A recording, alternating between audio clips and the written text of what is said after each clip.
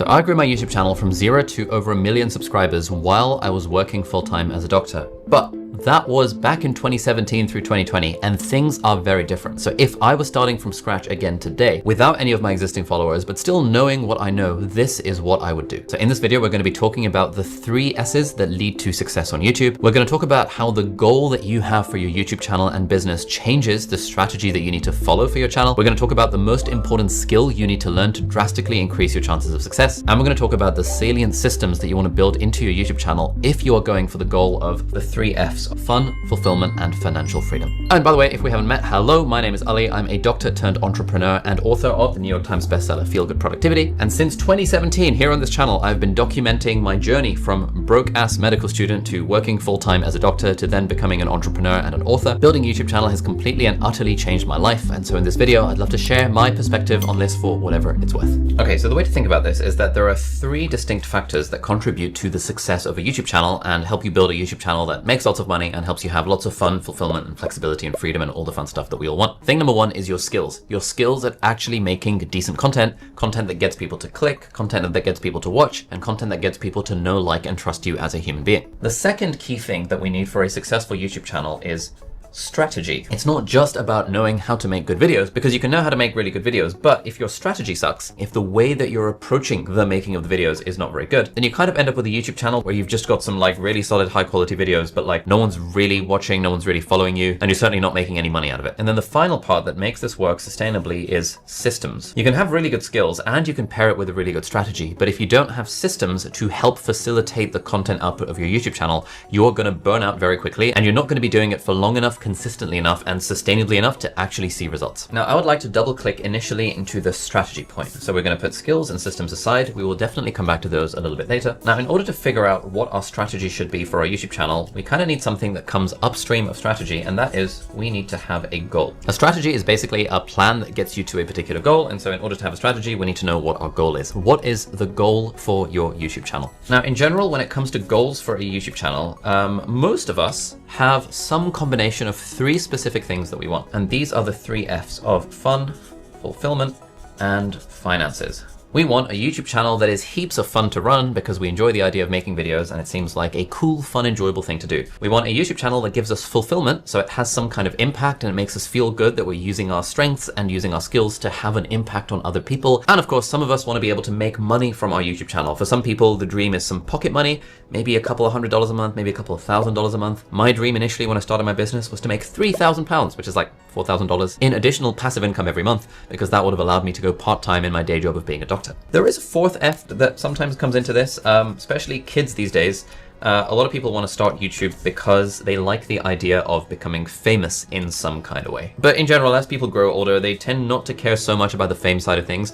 Or if they do want to become famous, it's because they think fame facilitates finances, which it absolutely does to some degree. Or that they think fame facilitates fulfillment to some degree because, like, if you're more well-known, you can have a bigger impact and all that kind of stuff. So I'm not going to worry too much about fame being like a good kind of goal to have as a YouTube channel. In general, for the people that follow my stuff, it's generally some combination of fun, fulfillment, and finances, ideally all 3 of these things at 10 out of 10 levels. Okay, so how does this help us figure out our goal and therefore figure out our strategy? Well, it helps us because even though in a dream world, we would have loads of fun, loads of fulfillment, and loads of money from our YouTube channel, it's very useful to decide which of these things we care about more. And I often put it on a spectrum like this.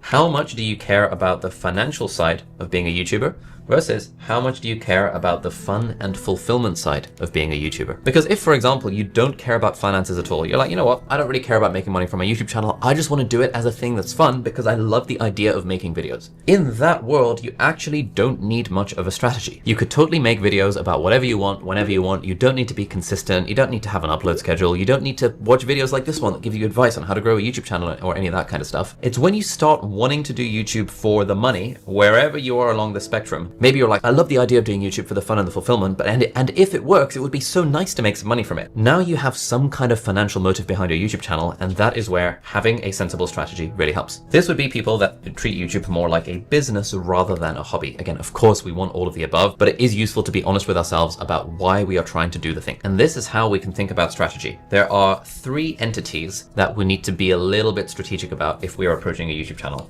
There is you, there is your content, and there is your business. And a word that I would love to talk about quite a lot throughout this entire video is the word alignment. What we are looking for is alignment between you, your content, and your business. Now, if there is alignment between you and your content, that is where you have fun and fulfillment. This is where you are making the kind of content that you enjoy making. Whether it's education or entertainment, you're making stuff that you feel good about. That is alignment between you and your content. Now, when there is alignment between your content and your business, that is where you get the finances, and that is how you make money. Your business is in general the kind of product or service that you're selling. Maybe you're selling an online course, maybe you're a coach, maybe you're a consultant, maybe you're selling a service like AI automation or web design. Maybe you're selling a product like, I don't know, physical products, e-commerce store. Maybe you're selling software. Maybe, and this is not generally my recommendation, but maybe you're even doing the influencer business model where the only way you're making money is through AdSense and brand deals. Again, not my recommendation, but regardless, your business is the thing that you are doing to make money beyond just your content being passively monetized on YouTube. So if, for example, in my case, I'm selling software like Voicepal, which is our AI ghostwriting app. If my content is about like AI apps or about iPhone apps or about like how to be a better writer or whatever, you know, there is alignment between the content,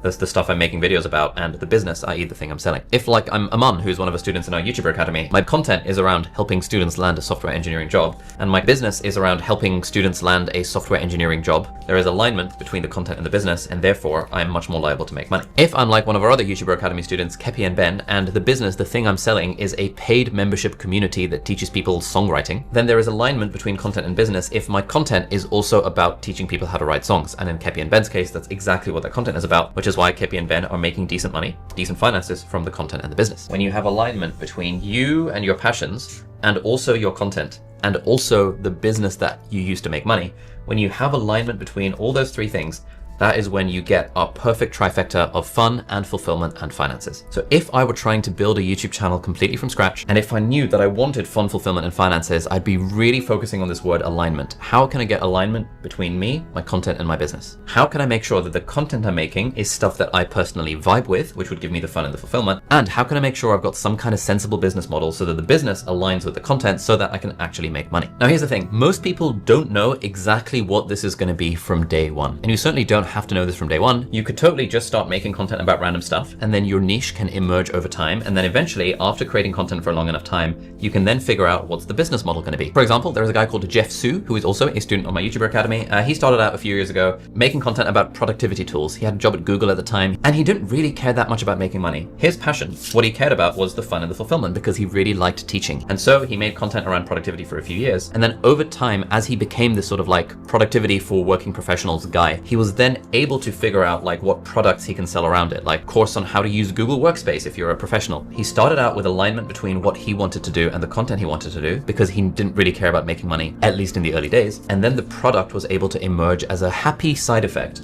of him being consistent on YouTube for many, many years. Now, if you're serious about growing your YouTube channel this year, then you're going to want to check out 3 of my courses that are actually available on Skillshare that are very kindly sponsoring this video. I've been teaching classes on Skillshare since like 2019. I have a really good course on how to edit videos using Final Cut. I have a really good one on how to get started with Notion. We use Notion to basically plan out all aspects of video production, and so it gives you a sort of a beginner's tutorial on that. And I've got a pretty sick course, if I say so myself, on productivity for creators, how to actually manage your time and do the content creation stuff in a way that doesn't lead to you burning yourself out and completely ruining your life. If you haven't heard of Skillshare, Skillshare is a fantastic platform that has classes taught by people all around the world, including people like me. There are classes on illustration and graphic design and AI and cooking and crocheting and almost anything you think of, any skill you want to learn, you can probably find a class for it on Skillshare. Recently, I took the How to Draw class by Brent Everston because I've been trying to get into art. And so my art skills are not very good right now, but through taking that class, I've been like, you know, trying to follow along and do the exercises. And what I like about a lot of the classes on there is that they have a little project that they sort of encourage you to do alongside the class, so you're not just passively consuming content. If you're interested in checking it out, you can get a whole month completely for free, and you can watch all of my classes and anything else you want in that month without paying a penny. And you can get access to that if you are one of the first 500 people to hit the link in the video description, or if you would like to scan this QR code. So thank you again, Skillshare, for sponsoring this video and for being the place where I've been posting online classes since 2019. And let's get back to it. Then we have another example of like content first, business second. That example is someone like Chris Williamson, who runs the Modern Wisdom podcast, which now has like millions and millions of subscribers. It's one of the biggest podcasts in the world. He was doing his podcast for a long time on audio only, and then kind of really wanted to take YouTube, which is why he took my course to like understand how YouTube works. I'm a big fan of the Part-Time YouTuber Academy because it really helped to take me from total noob with regards to how YouTube works to pretty well informed. I understood the physics of the platform. I understood the reason that you need to create a hook, the way to design your thumbnails, the way to set up both your lighting and your camera. It was just a one-stop shop for me. I'd already done quite a lot of learning online on my own. I had taken a couple of other courses that were a little bit smaller, and this was my time to turn pro with going onto YouTube, and it made a massive difference. Ali and the content that him and the guys have created is very, very useful, and still now, 3 years after taking the course, I am continuing to rely on some of the resources that I took from it then. I highly recommend it. You should check it out. Over time, he was able to build an audience of people who knew, like, and trust him by doing 3 podcast episodes every single week for like 8 years. At some point, he was able to then monetize it through things like brand deals and sponsorships and stuff. But fairly recently, he actually launched his own physical product, New Tonic, which is going really well. He was able to figure out the business side of things, sort of downstream of playing the content game first. So that would be sort of the creator first approach to building a YouTube channel. What this ends up meaning, though, is that you end up not making money for a while. So one big question that I always ask people when I'm coaching them through building a YouTube channel is, how much do you actually care about making money in the short term? Are you willing to do YouTube consistently for 2 or even 3 years with zero guarantee that you're ever going to make money from it? If your answer to that question is yes, I'm doing this primarily for fun and fulfillment, I don't really care if I don't make money from it in the next few years, then fantastic. The content first, the creator first path is perfect for you. But if you do care about making money, then the alternative approach to building a YouTube channel, and the approach that I personally followed back in the day, and the approach that I would still recommend if you're starting out today, is to go business first. So this is where you don't really worry about the content, you focus on building a business. The key thing is that you are selling something that puts money in your bank account, ideally for as expensive as possible, and ideally where the money that comes in is as passive as possible, although it's hard to have it all when it comes to deciding what business to do. If you already have a business and you happen to be watching this video, then wonderful. You are amongst the 3% of people that watch my stuff who actually have an established business. That's amazing. You already know what your business is. So now you can just plug in content, and then YouTube is a marketing channel for your business, and then life is good because you already know how to make money. You just need to learn how to make content. And then as you get better at content through strategy and skills and systems, then your business takes off and then life is good. But if you are 97% of people watching my stuff who do not yet have a business, but who still want to make money, then the way we would think about this is we would kind of start business first. We would think, what is the product or service that I could potentially sell based on my own skills, based on my own passions, based on my own experience, my own expertise, and then how do I plug content into that as a marketing channel? In my case, back in the day, back in 2017, when I started my YouTube channel, the business I was in was a company called SixMed, which I've since sold. But that was a business that was helping kids get into medical school in the UK. I was going up and down the country in the UK, but also in Singapore and Amsterdam and some other places, and I was teaching courses in classrooms that were teaching people how to do well in their medical school exams. At a certain point, my business capped out at around £150,000 a year in revenue, and I decided, let me do content. Let me do content marketing on YouTube. I didn't know it was called content marketing at the time. I just thought, if I make YouTube videos teaching the stuff, hopefully some people will think I'm legit and they'll buy my course. And that was what sustained the business for many years after that. I then sold that business and then focused on the content first thing for a while and ended up being known as a productivity expert. And that was what led me to writing my book, Feel Good Productivity. I then continued doing the content thing for a while, and loads of people started asking me how you build a YouTube channel, because I'd grown to 1 million subscribers while working full-time as a doctor. And that was when the business thing came back into it, where I started selling a course teaching people how to do YouTube. So my approach to YouTube was actually business first. I had a business, and then I decided to use content as a marketing driver for that business. Later, I sold that business and then was just sort of pure content for a couple of years. And then the business sort of came back into it. And that was what really helped me make quite a lot of money through building a YouTube channel. Another example of business first is a guy called Jeremy, who is also incidentally one of our students in the YouTuber Academy. Jeremy has a software business where he sells software that helps gardeners do better gardening. And then he decided to start a YouTube channel as a marketing driver for his business. And so Jeremy has alignment between him, his content, and his business. That's why he's able to make a shit ton of money through his software. And he's also able to have fun and fulfillment through creating content about the thing that he's passionate about. So if you do not yet know what your business idea is going to be, that tends to be the thing that holds the most people back. I have a bunch of videos I'll link down below, including a custom GPT that's all about how to find the right business idea. But if I cared about making money in the short term, I really wouldn't be doing YouTube just for the vibes and hoping for the best. It still is possible to just make content and hope for the best and then maybe build a business off the back of it further down the line. But that approach to building a creative business just gets harder and harder every year. AI makes it super easy for anyone to create content. Everything is skewing towards short form content anyway. Now, subscribers don't really matter. The algorithm pushes videos based on the content of the video rather than based on whether they subscribe to you. That's not to say it can't be done. There are obviously, in every single environment, every single era,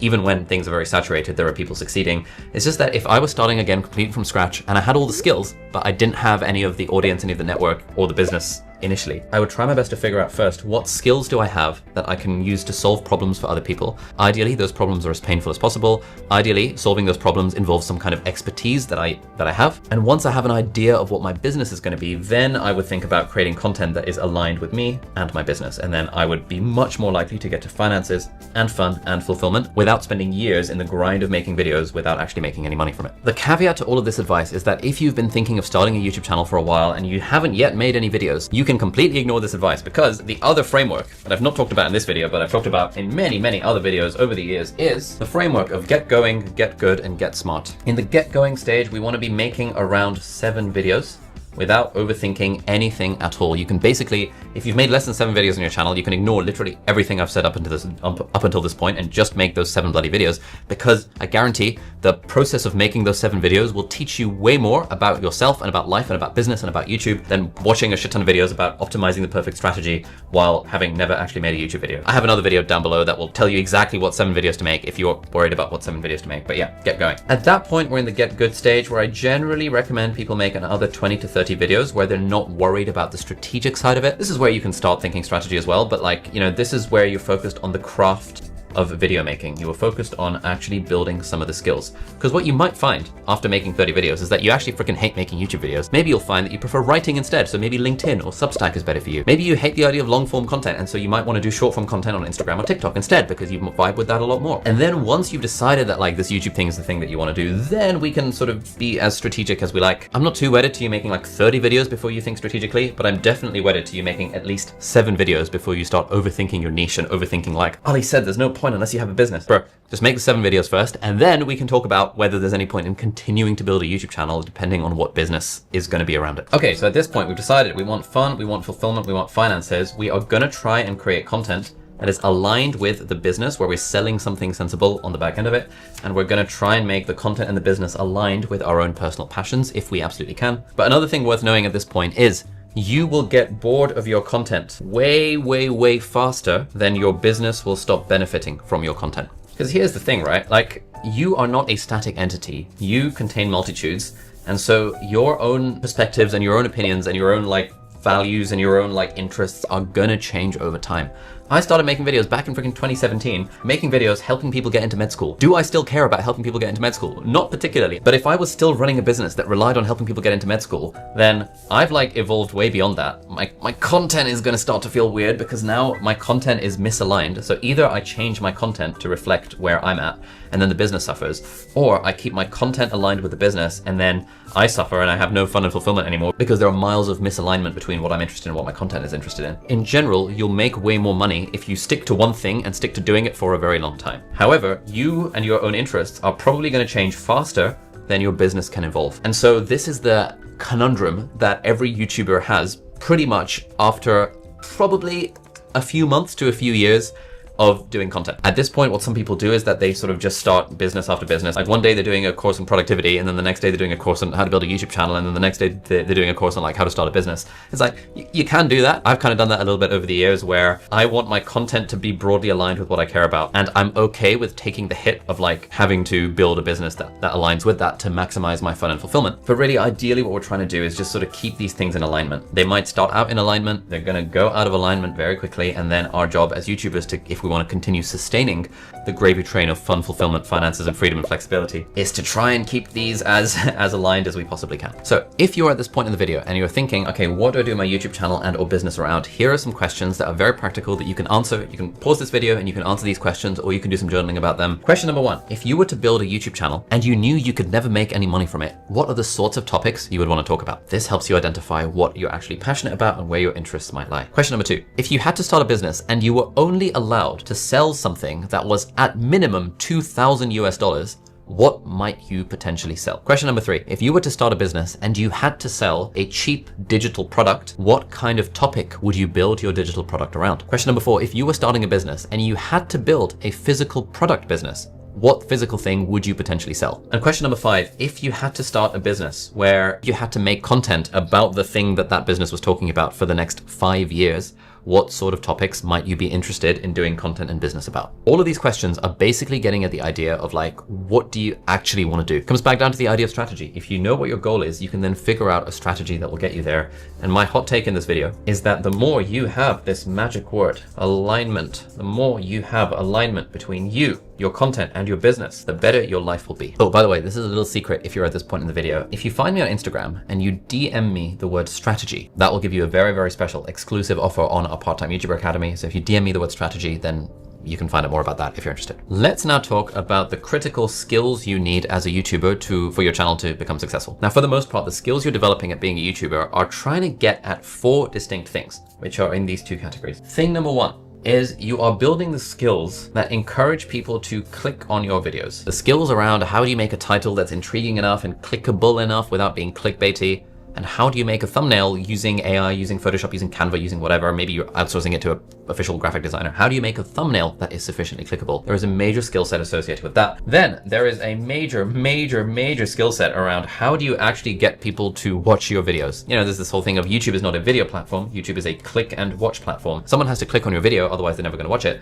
And then once they click on your video, YouTube really cares about the watch time. Like how many minutes or hours or years are people actually spending watching your stuff? This is itself an enormous skill set because this involves writing, it involves speaking confidently to camera, it involves like knowing how to light your video, knowing how your video can sound using like microphones, knowing how scripting and storytelling works. There's all sorts of stuff that goes into making your videos more watchable, but that is a massive skill set that you learn as you get better at being a YouTuber. What's less talked about, I find, when people give advice about YouTube, is that there's 2 other things you want to get happen. You want people to like you, and you want people to trust you. And if you can do those things, click, watch, like, trust, with a critical mass of viewers, then you're able to build a business around your YouTube channel that gives you fun, fulfillment, and financial freedom. The 3 F's that we really care about. In general, based on the way you come across, based on the way you're delivering value, based on your humor or lack thereof, case in point, some percentage of your viewers will then start to like you. They'll start to develop a parasocial relationship with you where they're like, oh, this guy or this gal seems kind of cool. And then that makes them more likely to want to watch future videos of yours, which is just very good for your channel and very good for building that relationship with those viewers, 1 viewer at a time. But then some percentage of the people that like you will also start to trust you. Now, trust actually happens in 2 different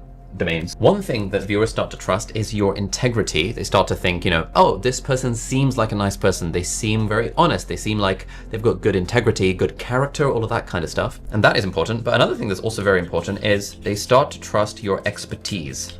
Now, this one is very important. This is especially true if you are building an educational style YouTube channel rather than an entertainment style YouTube channel. And my hot take is that it's a lot easier to build a YouTube channel that gives you fun, fulfillment, and financial freedom if you lean into your own expertise. For example, one of the students of a part-time YouTuber Academy, his name is Tiago Forte. Now, Tiago makes videos about productivity and AI and like how to be more productive using AI and all that kind of stuff. And incidentally, Tiago took our YouTuber course a couple of years ago, and that was when he started taking YouTube seriously. And he said that if you're coming to YouTube to just find a new way to distribute your ideas and find subscribers, don't try to reinvent the wheel, don't try to learn it from scratch. Really look for the people who have invested in their own learning, their own training.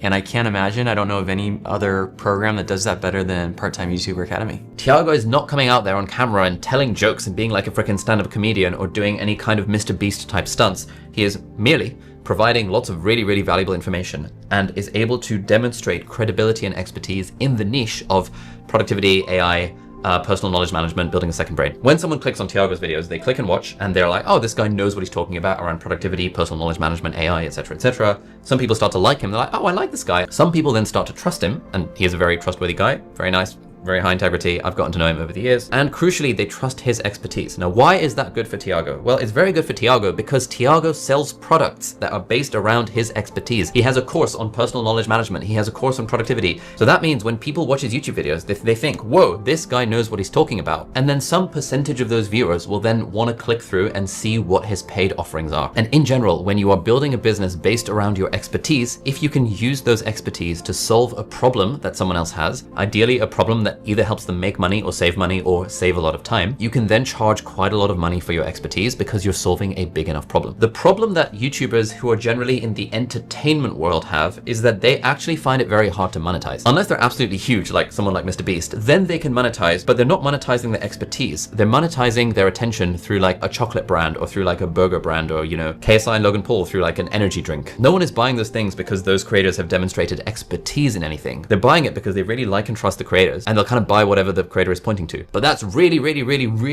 hard to do. I know so many creators who are a lot smaller than Mr. Beast and KSI and Logan Paul who have tried, including me, to build these brands where you're selling cheap things, and it's so hard to do because it's so hard to get large volumes of people to buy your stuff, even when the stuff is cheap. I also know a lot of creators who are in the sort of multi-million subscriber range who are doing like entertainment content, but because it's entertainment content, they're not demonstrating any clear expertise, which means the audience doesn't think of them as an expert in anything other than in being entertaining. Now, when you're in that mode where your audience just views you as an expert in being entertaining, it's really hard to sell stuff to your audience other than like tickets to your stand-up comedy gig or like merch. Like, you get into that territory where you're not really solving a problem for someone, and therefore they're not really willing to pay that much money for it. But similarly, I know lots of creators who have a few thousand subscribers, not a few million, a few thousand subscribers, but who are so niched down into an area of expertise where that area of expertise is valuable to individuals and businesses that they are able to make millions of dollars a year from only a few thousand YouTube subscribers. That is what happens when you are able to demonstrate expertise and credibility through your content. If you have pre-existing expertise, you should totally 100% lean into that. And if you don't yet have pre-existing expertise, that's okay. You can totally just build those skills. Everyone who is currently an AI influencer, none of them knew anything about AI 3 years ago, but because they decided to learn about it and were able to document the stuff that they're learning through their YouTube channels, they now have expertise in that domain, which is only like 3 years old. And so if they want to start a service-based business like an AI automation agency, or they want to launch a course or a paid membership community that teaches people AI or teaches people how to make money with AI or whatever, they have the expertise and the credibility to be able to do so because they have learned the skill. So if you're at this point in the video, the practical questions I would love for you to ponder are, what are the skills, the personal or the professional skills that you have learned through your job, through your personal life, that you could potentially build a business or a YouTube channel off of? Ideally a business and a YouTube channel, because we ideally want the alignment between content and business, as we've talked about. Question number 2, what sort of problems do people come to you to help them solve? And you can think about this in the workplace. So what kind of professional problems do people come to you to help solve? And what sort of personal problems do your friends and family come to you to help solve? Is there anything there? Could you build some kind of business off the back of that? Question number 3, what are the sorts of things that you find weirdly easy, but you're surprised that other people find weirdly hard? That gives you an idea of what like your natural competitive advantages might be. Question number 4, if you knew you had to make, let's say, one YouTube short or Instagram reel every day for the next 365 days, where you had to teach someone something, what might you want to teach? Again, all these questions are trying to get at what is your expertise, what might your expertise be? Another really good example of this is Hannah, who's again one of our students in our YouTuber Academy. Hannah is a professional ballet dancer. Her expertise is the fact that she's a friggin' professional ballet dancer. And when she joined our YouTuber Academy, she was going through surgery and she was recovering from like this really difficult period in her life. And this is what she said. She posted this as a win in our community. She said, when I joined Part-Time YouTuber Academy, I was going through one of the hardest times of my life. As a professional ballet dancer, I'd just come out of surgery and I was stuck in the middle of a delayed recovery process. Physically and mentally, I'd never felt so low. I was frustrated, disconnected from my work, and desperately in need of something to pour my energy into, something that gave me purpose again. That is when I found the Part-Time YouTuber Academy. I blitzed through the main course in just a few weeks. It lit a fire under me. I took everything I learned and started implementing fast, and within a few months, I'd made £15,000 in revenue.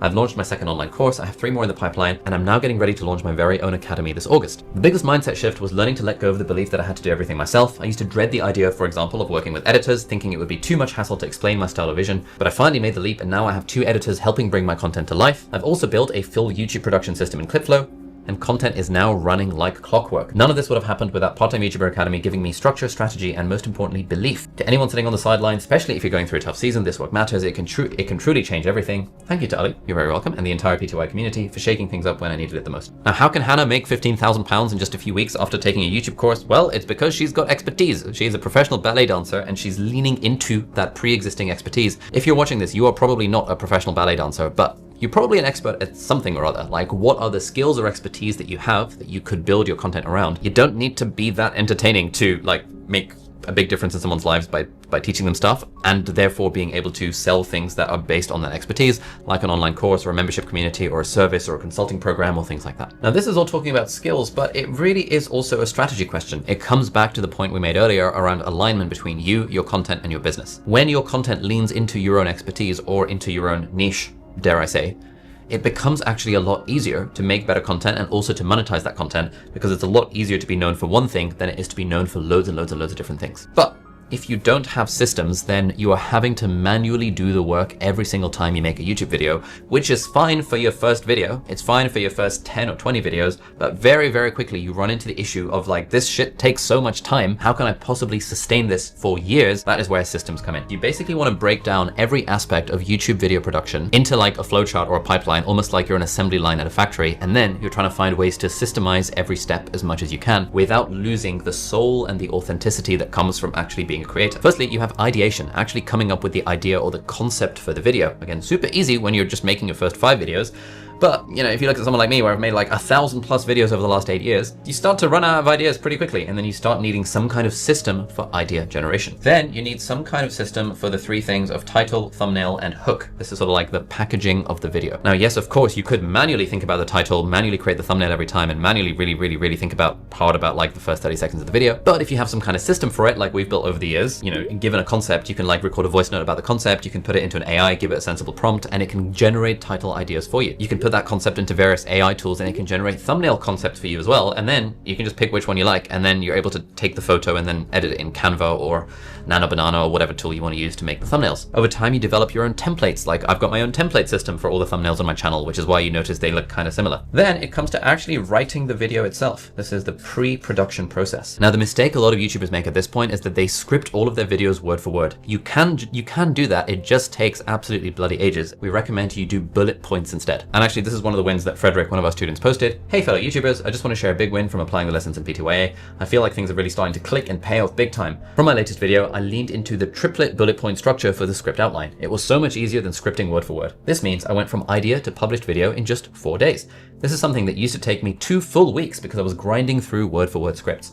This feels like a game changer for consistency in the long run. So again, in the course, we show you the templates, the systems that we use. But again, I generally recommend, and I say this a lot, don't just wholesale copy and paste someone else's templates. You kind of want to use the templates as inspiration, and then you want to build your own systems off the back of that, because a system that you build yourself is a system you understand way more than one that you've just copied and pasted without thinking too hard about it. Another tool that's really helpful here is an app that we've built called Voicepal. That's how I plan most of my videos. I just hit record on Voicepal, I speak to it, it asks me follow-up questions, and then I'm able to take all of that, put it into Notion, and use Notion AI to turn it into an outline based on the script template that I've already got. All of these are ways to systemize the process of creating videos, which otherwise would require quite a lot of work to sit there manually typing out a word-for-word script. Over time, you get good at having a system for filming. You know, back in the day, when I was first building my YouTube channel for the first couple of years, it would take me an hour every time to set up the cameras in my living room and then dismantle the cameras, and that would waste quite a lot of time. But then I realized, wait a minute, if I just leave the camera up at all times, yeah, it looks a bit annoying in the living room, but at least it makes the production process of YouTube videos way quicker. Now, thankfully, I have my own little extra room in the house where I'm able to like film stuff, but you start to then systemize aspects of your gear and the teleprompter and like the microphone and the cameras and the double angles, all of that sort of stuff is super hard to do initially when you are just learning the skills of like what ISO means and what a shutter speed is and what like an f-stop is and like how lighting works and all that stuff. But once you develop those skills and you build your own system around it, everything becomes a lot quicker. At a certain point, you develop your own system for editing your videos. Ideally, you don't even edit your own videos. Ideally, once you've edited a few videos, you then outsource your editing and you find a video editor. Again, as part of the course, we give you like the job descriptions and stuff that we literally use and we've been using to hire editors for the last like 6 years. You then have a system for publishing to make sure you're going through and doing all the sensible things. You eventually have a system for looking at your analytics, so you can get sensible insights from your analytics. Maybe if you are someone who's on multi-platforms, you have a system for repurposing content. So for example, what we do is we make content for YouTube as our primary thing, and then we repurpose some of that content onto Instagram, onto LinkedIn, onto TikTok. And all of these are systems that you start to build into your YouTube channel over time. And this is, I think, one of the most important parts of building a sustainable YouTube channel over the long term. It's having the right systems. But if you're thinking of starting your own YouTube channel, or you're trying to level up your existing YouTube channel, the studio in which you film your videos really matters in terms of like, you know, the systems for filming and the systems to make it so that it's just not a total ball ache every time you're trying to film a video. So I've got a video right over here that explains how I set up this specific studio,